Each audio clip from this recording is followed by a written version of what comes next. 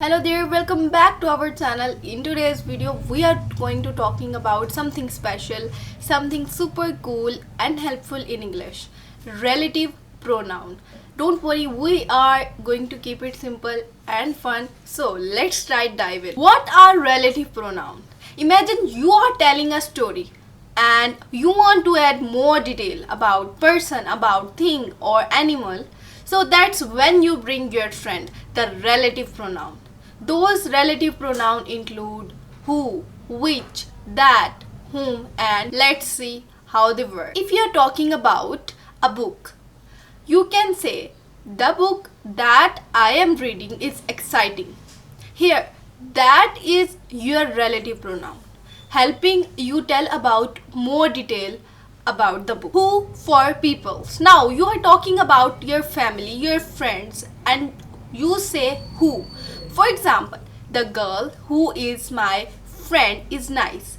Who help you to say more about the girl. Which for things. For example, like your toys or cake, you use which. So if you say the cake which I bake is delicious, which helps you to share more detail about the cake. Whose for possession.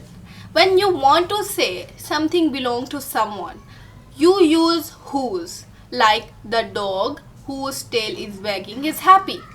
Whose show us the dog tail belong to someone. Whom for formal situations. Sometime in fancy talk, we use whom instead of who. For example, the teacher whom I met is smart. It's like saying who is the fancier. Skipping the pronoun. Guess what? Sometimes you leave out the relative pronoun if the action is your story. Like saying the cat that I saw was cute. Thanks for joining us today's video. I hope you find this video helpful. If you find this video helpful, don't forget to give it a thumb up and subscribe to our channel for more language learning content. See you very soon in the next video.